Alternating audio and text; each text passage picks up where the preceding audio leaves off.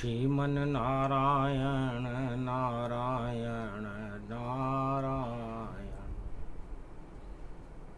सत्यनारायण नारायण नारायण लक्ष्मी नारायण नारायण नारायण। घोर पड़े कलिकाल पूर्णिमा बुद्ध पड़े, सारे कलयुग में धरती पर युद्ध खड़े। घोर अशांति के बादल और सारा जग महाभारत मैदान। पीपल में से प्रकट हो कृष्ण अब और करो तपस्या बुद्ध भगवान। कलयुग में हम भारत चाहें, भारत बने क्षीर सागर महान। शांति के संदेश यहाँ हो और अशांति का मेटो नाम निशान। दानवता को आप हटा दो, मानवता पर हम कुर्बान। बुद्ध पूर्णिमा गुरुवार की गुरुत्वाकर्षण कर दो आम। ऐसा गुरु ज्ञान फैलाओ, भग जाएं सारे शैतान। झूठ लूट और भ्रष्टाचार का अब तो मिटा दो नाम निशान। अरे रावण चिल्ला रहा है धरती पर, धन घमंड में राय तुराय। कोई हटा नहीं सकता मुझको, मैं तो दानव सम्राट हूं भाई। और सोने की लंका है मेरी और मेरा ही जग में है नाम। इंद्रासन तक पहुंच है मेरी, मेरा क्या बिगाड़ेगा राम। दई चुनौती राम को और ये रावण सरकार। और त्रेता में लंका में तट पर लगा राम दरबार। और सतयुग में ध्रुव प्रहलाद और दई चुनौती जान। हार गया उत्तान पाद और मिट गया हिरणाकश का नाम निशान। और द्वापर में जब दई चुनौती, धृतराष्ट्र दुर्योधन खड़ा कुरुक्षेत्र मैदान। हार गई 18 अक्षोणी सेना, जीत गए थे कृष्ण भगवान। और कलयुग में भी महाभारत में खड़े हैं देव और दानव। दानव शक्ति हटा दो बुद्ध अब और कर दो भारत मानव। धीर धैनम श्रवण पटे यतिवरा महावाक्य जनार्दन सच्चिदानंद त्वं शरणं ब्रजेश। यादवेंद्रम दयादाता पुंडरीक्षा क्षीरसागर शयनम कमल नयनम नमस्तुते नमामि श्रीहरि। धैर्य से जिसको धारण किया जाता है, कर्णपटुओं से जिनका पान किया जाता है, ऐसे सच्चिदानंद भगवान श्री यादवेंद्र सरकार मैं नित्य ही चिंतन करता हूं, नमन करता हूं। जिनको नमन करने से मंगलादि मंगल तो हो ही जाते हैं, साथ ही में बहुत बड़ा बल मिलता है मनुष्य। सत्यनारायणम निर्लेप जीवन मुक्त निराकार ज्योति स्वरूपम चार चतुर्भुजम। बद्री विशालम बद्री नारायणम अखंड तपोमयो अलक निंदा कलकल बहे। नर नारायण पर्वत गुफा में सत्य नारायण कहे। बद्री विशाल बुद्ध है पूर्णिमा, सब जय जय नारायण करे। दर्शन करे बद्रीनाथ के तो सारे पाप बद्री हरे। मारकंड करने लगे स्तुति, नारद घंटा ध्वनि करे जान। कदली फल ले आए नारद, पंचामृत से कराया स्नान। और सत्तू की बन गई पंजेरी, गोप ग्वाल बैठे बदरी धाम। ज्योति जल रही निराकार की, सत्यनारायण सत्यनारायण। अरे पीपल वृक्ष बने नारायण। और गीता में बोले कृष्ण भगवान। और जब जब भारत में आते हैं शैतान, तो उन्हें हटा देते भगवान। मैं पीपल का वृक्ष बनता हूं और देता हूं मैं गीता ज्ञान। और विशाखा नक्षत्र पड़ा है और गुरुवार में उसकी शान। और अब बुद्धि से मैं बुद्ध बना, और देखो बना बुद्ध भगवान। बोधि वृक्ष पीपल में बैठ कर शांति का दे गया मैं ज्ञान। बुद्ध पूर्णिमा को पीपल के वृक्ष के नीचे बैठकर बुद्ध ज्ञान, भगवान बुद्ध ने सारे संसार को शांति के संदेश दिए। सारे राजा तानाशाही में अकड़ रहे थे। कलिंग नरेश अशोक सम्राट युद्ध के लिए संघर्ष कर रहा था कि न ताज गिरे नहीं राज गिरे, और हम ही यहां महाराज रहें और सत्ता हमारी चलती रहे, बाकी सारे बर्बाद रहें। ऐसा था संकल्प अशोक का। फिर भी छा गया शोक, सत्ता वत्ता चली गई, कोई नहीं सका रोक। घबरा गया अशोक शरण, और गिरा राज और ताज। और एक कैसा गजब ये हो गया, अब कैसे बनूं महाराज। घन घमंड सब हट गया और रहा राज नहीं ताज। और बुद्धि आ गई उसको जब हटा माथे से ताज हटते ही घमंड हट गया। भगवान बुद्ध को याद करने लगा, जिनके शांति संदेश सारे संसार में फैल रहे थे। गया शरण भगवान बुद्ध की और बारंबार किया प्रणाम। महाराज मुझे घमंड आ गया और मेरा नाम अशोक सम्राट महान। सारी महानता धरी रह गई और गिर गया राज और ताज। अब मुझको नहीं चाहिए, मुझे शरण देव महाराज। भगवान बुद्ध की शरण हो गया। बुद्ध शरणम गच्छामि। जब भगवान बुद्ध की शरण अशोक सम्राट हुआ तो भगवान बुद्ध मंद मंद मुस्कुराने लगे। क्या कष्ट है राजा, अब बोलो तुम, क्यों आए मेरी कुटिया में। जब डूब गई लुटिया तेरी तो आया बुद्ध की कुटिया में। हाँ महाराज मेरी सत्ता की लुटिया और देखो डूबने वाली है। अब कोई नहीं बचा सकता है मुझे, अब आप शरण बनमाली है। ये राजा आपकी शरण में। तब कहा बुद्ध ने हंस करके, मैं भी भगवान की शरण रहूं।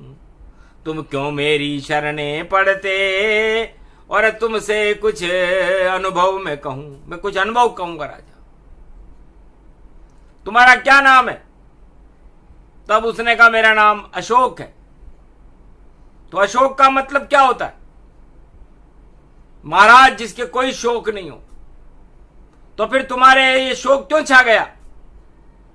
महाराज राजगद्दी के जाले में जब से जाकर मैं उलझा हूं, चारों ही तरफ है शोक शोक और प्रजा की सुनता रहता हूं। नहीं हो सका मुझसे मेरी देखो प्रजा कल्याण।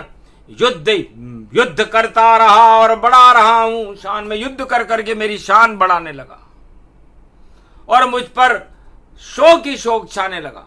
मैं अशांत हो गया और राज ताज भी मुझे शांति प्रदान नहीं कर सका।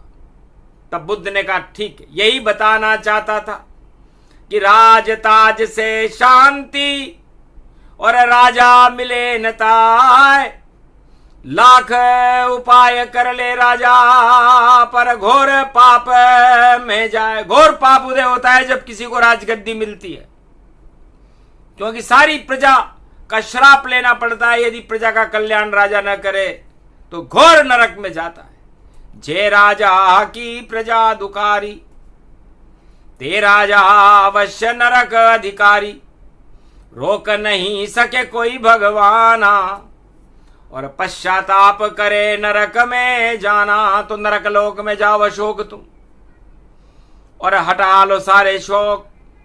कड़े दंड मिलेंगे तुमको, कोई नहीं सके रोक। अब तुमने पाप ही इतने किए, या तो उनका प्रायश्चित करो और अपनी प्रजा को हर्षित करो। इस राज ताज में रखा क्या है?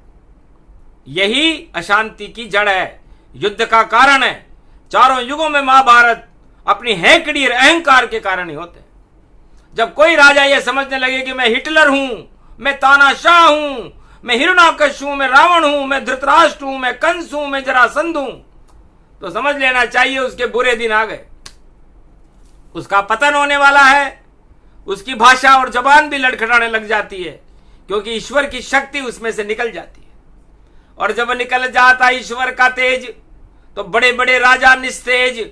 और अशोक तुम अब आए हो देरी कुटिया में, और छोड़ मखमल की से मखमल की सैया को छोड़कर तुम कांटों की सैया पर इस बुद्ध की कुटिया में आए हो, तो अब फल तुमको अब मिलेगा और वापस बनो अशोक। अरे बुद्धि विवेक से काम लो, छोड़ो राज ताज का मोह। इस राज ताज के मोह को छोड़ दो, इस सत्ता को छोड़ दो, वापस अशोक हो जाओगे। और जब अशोक हो जाओगे तो जब कुछ काल की न सतसंगा, जब जब बहरे धर्म की गंगा। तो धर्म की गंगा बहाऊंगा। बताओ, सारे संसार में भगवान बुद्ध मेरे नाम के संदेश प्रसारित हो रहे हैं, और मैं एक पीपल की खाल के अंदर कोठरी में बैठकर भगवान का भजन कर रहा हूं। क्या मुझे राज करना अच्छा नहीं लगता? क्या मैं भोगना नहीं चाहता? लेकिन मैं जानता हूं कि 8 प्रबल मज जगत में बना देते शैतान। मानवता का मिट जाता है राजा में नाम निशान। दानव प्रवृत्ति अपनाकर वह राजा पुण्य खपाता है। जब पाप उदय हो जाता है तो घन घमंड चढ़ जाता है। तो जय राजा के पाप चढ़े तो उसके चढ़े घमंड। उन सब राजाओं को भैया ईश्वर देते दंड। तो कड़ा दंड मिलता है ईश्वर के यहां से। अच्छा हुआ तुम मेरे पास आ गए। लो बैठो इस बोधि वृक्ष के नीचे और पकड़ो पीपल पान। इसी पान में तुम्हें मैं दिखा देऊं भगवान। इस पीपल के पत्ते में मैं तुम्हें तुम्हारा राज भी दिखा दूंगा और भगवान भी दिखा दूंगा, और तुम जिसका चाहो चुनाव कर लेना। चक्कर खा गया चक्रवर्ती सम्राट अशोक, पकड़ा पीपल पान, और भगवान बुद्ध ने दिव्य दृष्टि दिया अशोक को ज्ञान। अशोक को ज्ञान दिया। करो ध्यान, सब छोड़ो प्रबल राजमद 8, और शांत करो अपने मन को, तो फिर उड़ जाएंगे ठाठ। देखो पीपल वृक्ष को होगा तुमको ज्ञान। इसी पीपल में दिखने लग जाए तुमको भी भगवान। चमत्कार पीपल में पाया और बुद्ध दर्शन करवाया। बुद्ध ही बुद्ध दिखे उसमें, और बोधि वृक्ष ये मान। राजताज नहीं दिखा उसमें, और दिखे बुद्ध भगवान। बुद्धि से ही हो गया और अशोक को ज्ञान। पूछा बुद्ध ने, मांगे राजा वरदान। राजा वरदान मांगो, क्या दिखता है? महाराज मुझे तो आप ही के दर्शन इस पीपल के पत्ते में होते हैं। सत्ता परिवार नहीं दिखता, दर्शन तो आपके होते हैं।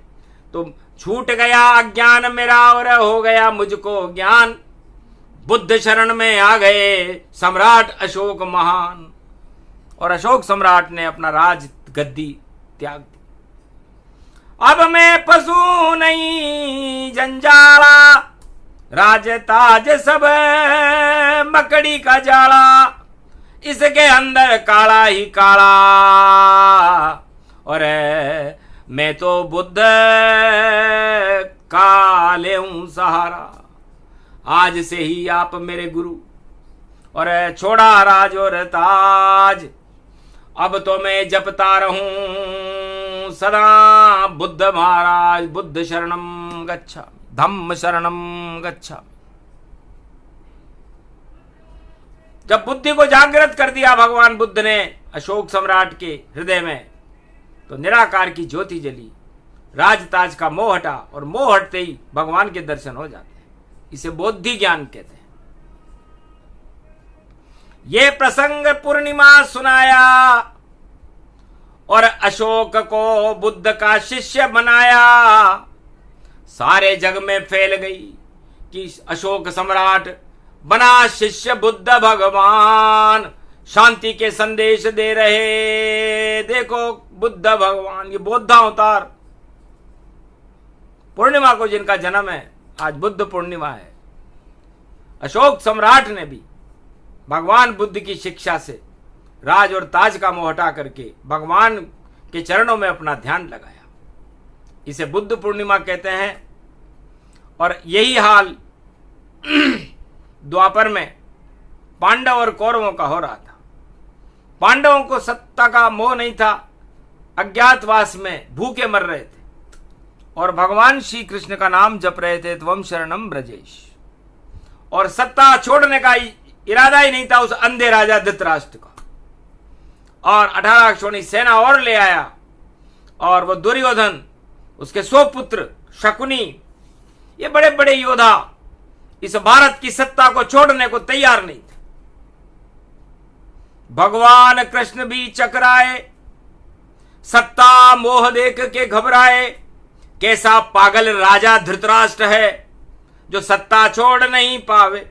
अंधा जिसका बाप हो, और कुबुद्धि जिसका पुत्र, और दुशासन खींच रहे हैं चीर द्रौपदी वस्त्र। कैसे कुबुद्धि पुत्र पैदा किए इसने जो नारियों के चीर खींच रहे हैं। सत्ता छोड़ना नहीं चाहता, भाइयों को सत्ता पर काबिज नहीं होने देना चाहता, 5 गांव भी नहीं देना चाहता, और अज्ञातवास दे रखा है। पड़ी पूर्णिमा बुद्ध जब, और हतनापुर मैदान, अर्जुन को समझा रहे श्री कृष्ण भगवान। सत्ता मोह को छोड़ दो, देखो विराट स्वरूप। अर्जुन मोह में फंस गए तो नहीं मिले ये राजताज नहीं मिलेगा। पहले इस राजताज के मोह को हटाओ और भगवान के प्रति अपने आकर्षण को जगाओ। आज बुद्ध पूर्णिमा है, और पीपल का वृक्ष मैं हूं। हिमालय में हूं, सूर्य में हूं, चंद्रमा में हूं, गंगा में हूं, भारत में हूं, सितारे में हूं, पूरा त्रिलोक में हूं, ये पृथ्वी भी मैं ही हूं। सब कुछ मेरे के अंदर है। जब सब कुछ मेरे ही अंदर है तो पूरे त्रिलोक में सत्ता किसकी है? मेरी ही सत्ता नारायण। मैं रूप बदलता रहता हूं, जैसा युग जैसी राजा हो मैं उनको हटाता रहता हूं। राज ताज पलट दूं मैं और पलटूं प्रजा ये सारी। और जब जब कष्ट होए भारत में और नारायण बने अवतारी, मैं अवतार ले लेता हूं। तो अर्जुन, छोड़ो माया मोह को, छोड़ो सब अज्ञान, वृहन लला तुम बने हुए हो, नहीं भुजा दम जानी। तुम्हारी भुजाएं क्षत्रिय की भुजाएं नहीं है, निस्तेज है। इनमें मैं ईश्वर बल भरूंगा, मेरा सारा बल अब होगा तुम्हारे ही अंदर। अमृत में तुम्हें पिलाऊंगा, पीपल का वृक्ष ये अमृत है और प्राणवायु दिलाऊंगा। ये पीपल का वृक्ष है। पी का मतलब पीतांबरधारी भगवान कृष्ण से है, और प का मतलब परमात्मा से, और ल का मतलब उसमें लीन हो जाने से। तो पीतांबरधारी कृष्ण बने परमात्मा, उसमें हो जा लीन। एक दिन ऐसा आएगा बजे तुम्हारी बीन। और अब चिड़िया की आंख है सत्ता, मारो इस पे तीर, और जैसा कहूं करना रे अर्जुन, तो बदल जाए तकदीर। तो उस पीपल के वृक्ष में प्राणवायु होती है, उसे बोधि वृक्ष कहते हैं। और भगवान कृष्ण ने गीता में इस पीपल की व्याख्या की है। तो पीपल ही ये जीवन है और पंच तत्व की देय, इसमें भर लो राम को तो कभी वो मृत्यु नहीं होए। तो इस आत्मा जो अजर अमर अविनाशी है, इसमें हमें अमृत भरना चाहिए, जो इस आत्मा को अमर कर दे।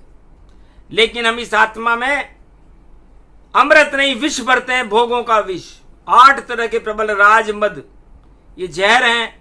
और ये जब जो राजा और प्रजा अपने अंदर भर लेती है, सत्ता का मोह जिस राजा को हो जाता है, स्वार्थों का मोह जिस प्रजा को हो जाता है, तो फिर वहां महाभारत होता है। और उस महाभारत का परिणाम राजाओं के लिए अच्छा नहीं होता। तो कलयुग में भी नहीं है अच्छा, और राजाओं के लिए ये समय तमाम। जो सत्ता में चिपक गए हैं, बने हैं सत्ताओं के गुलाम।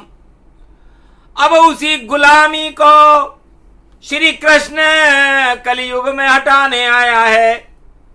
और सत्ता सड़ रही है सारे जग की, अब उस सड़ांध को हटाने आया है।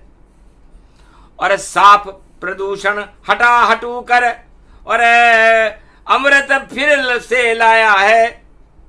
और जो चिपकेगा सत्ता पर भाई, उसका हो ये सफाया है, उसका सफाया होगा।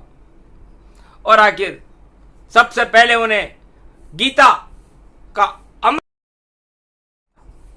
तो हतनापुर मैदान में अमृत गीता ज्ञान, और अगहन के महीने में सुना दिया तो अर्जुन बना बलवान। और बाकी तो सब सेना में उलझे और अपनी शक्ति बढ़ाए।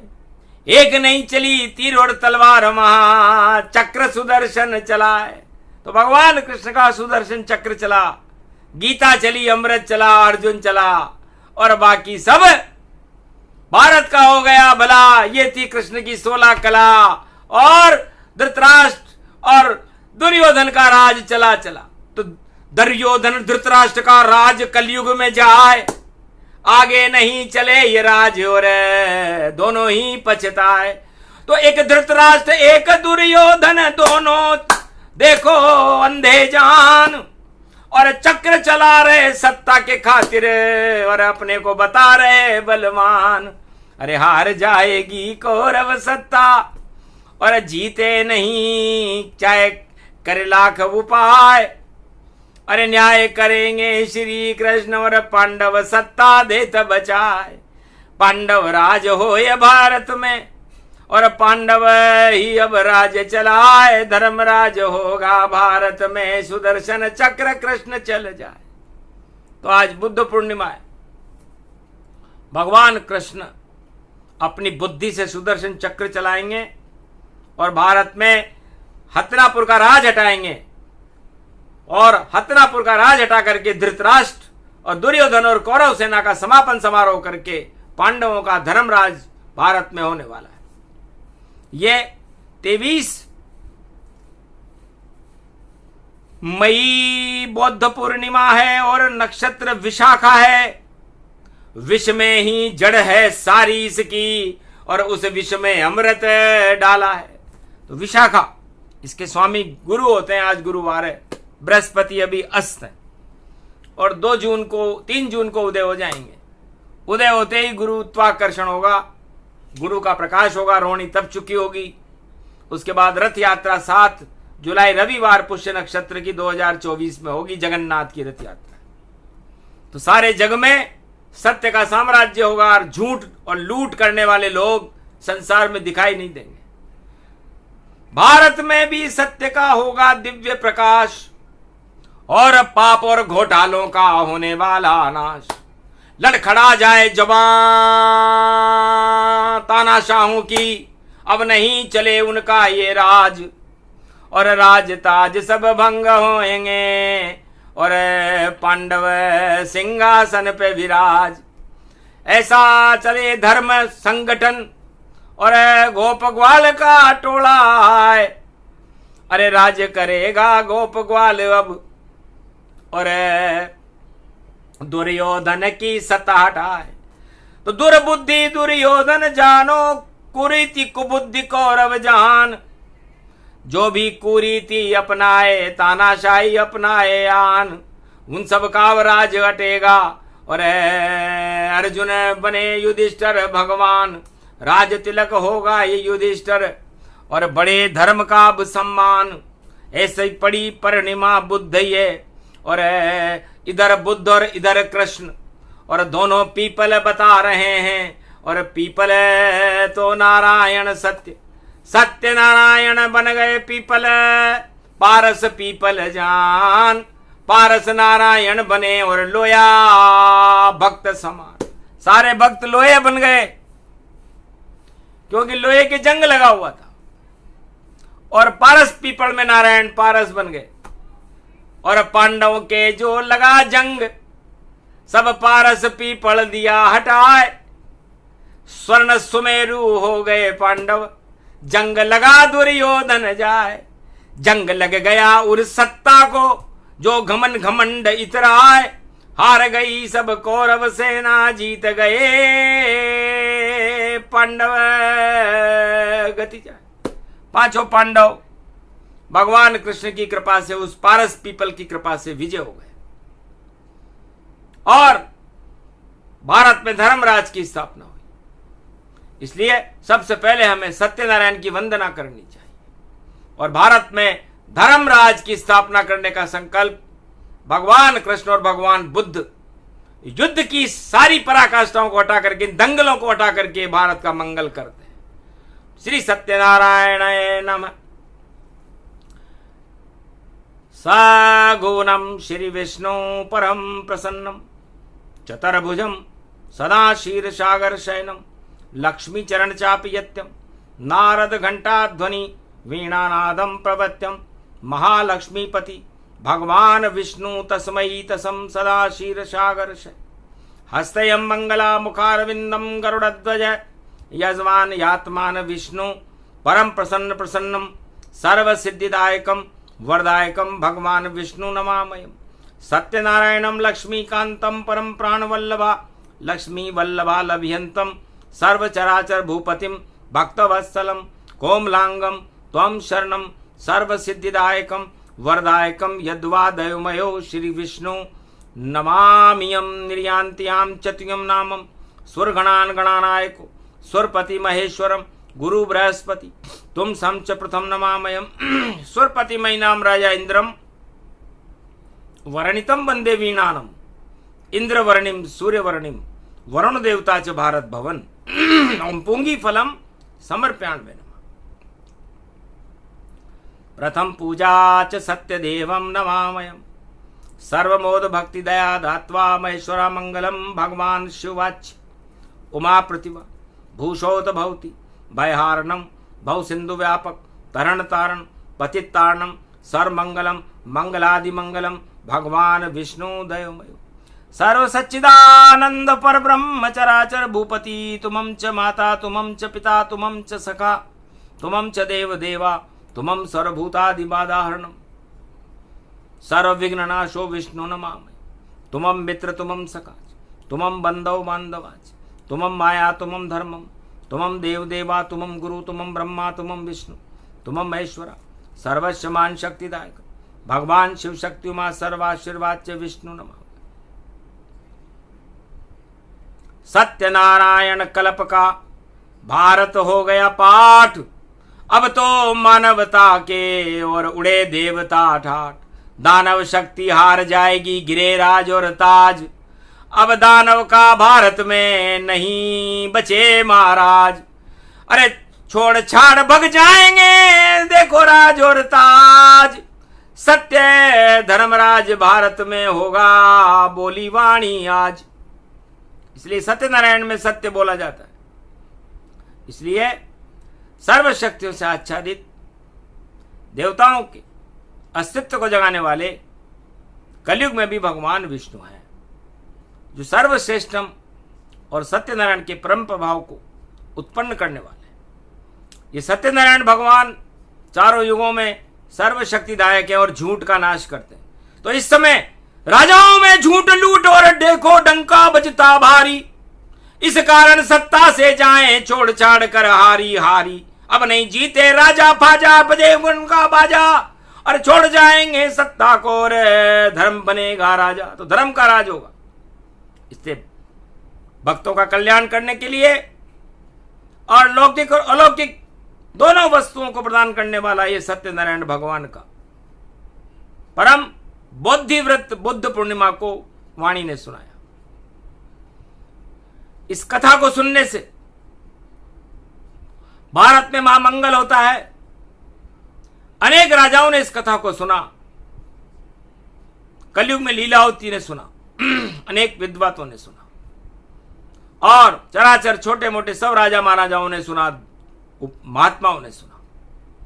तो विश्व का कल्याण करने के लिए सत्यनारायण की कथा, जिसे तुंगध्वज नाम ने सुना, बड़े बड़े राजाओं ने सुना, ये कल्याण करने वाली कथा है। इसलिए जो भी भारत का राजा बने उसे झूठ नहीं बोलना चाहिए। 24 घंटे झूठ बोले तो वो राज हटाया जाता है और सत्य बिठाया जाता है, और सब कुछ करे नारायण यहां। तो नारायण ने कर दिया देखो झूठ सफाया जहान। सत्यनारायण की कथा बुद्ध पूर्णिमा की, तो यहां झूठ का क्या काम। तो झूठ सभी हट जाएंगे, लूट सभी हट जाए, और सत्य का राज हो तो ऐसा भागीरथ है। तो भागीरथ गंगा लेकर के आ रहा है सत्य की। गंगा दशमी को आएगा, और उसके पहले 60,000 सगर के पुत्र कपिल मुनि की छेड़ करने से मारे जाएंगे, और फिर उनका उद्धार करने के लिए भागीरथ आएगा। सत्य की गंगा बहेगी और असत्य का नाश होगा, और भगवान बुद्ध और भगवान कृष्ण के संदेश गीता में सारे संसार में सुने जाएंगे। असत्य को देखने वाला सुनने वाला कोई नहीं होगा, न वहां कोई भीड़ होगी। उन राजाओं को कोई नहीं सुने जो बोल रहे हैं झूठ, लूट रहे हैं देश को, और अब गद्दा सत्ता जाए झूठ। उनकी सत्ता हटने वाली है और असत्य हटने वाला है, सत्य का प्रकाश होने वाला है। ये सत्यनारायण भगवान की कथा कलयुग में इसीलिए अवतरित हुई कि यहां पर सबसे पहले धर्म भक्ति और ज्ञान को बुलाया गया। धर्म और भक्ति भगवान नारायण की बालक और बालिका है, और ज्ञान उनका भाई है। तो सबसे पहले भारत में ये आते हैं, इसके बाद महालक्ष्मी आती है, और उसके बाद नारायण आते हैं, और फिर भारत में अवतार प्रकट होकर के भारत की सत्ता को अपने हाथ में लेकर के भारत में सत्य का प्रकाश करके राम राज्य की स्थापना करते हैं। तो कलयुग का यह मध्याह्न काल है, विक्रमी संवत 2081 है और रोहिणी तपने वाली है। इस मध्याह्न काल में ही भारत में एक सत्य का नया युग प्रवेश कर रहा है। नई सवेरा, नई किरण है, नई रोशनी जहान। सत्य का सूरज उदय हो गया, सत्यमेव जयते भगवान। और झूठ और लूट हट गए दानव तमाम, और राम आ गए इस भारत में जो कभी न होते बदनाम। राम सरकार भारत में हो, सत्य सरकार, कृष्ण सरकार, बुद्ध सरकार भारत में होगी। और ये बहुत कुछ जल्दी होने वाला है। 15 दिन निकले नहीं और बदले भारत जाए। जो बदला लेते हैं अपने दुश्मन से नाम निशान मिट जाए। अदला बदली होएगी और हो जाएगा काम। भारत तो भगवान भली करेंगे राम। जो प्रसंग सुने सत्यनारायण और बुद्ध कृष्ण प्रसंग, गीता इसको मानिए अमृत बरसे रंग। बोलो जय श्री सत्यनारायण भगवान, बोलो भगवान बुद्ध की, बोलो भगवान कृष्ण की जय। आज के आनंद की जय, बोलो भारत माता की जय।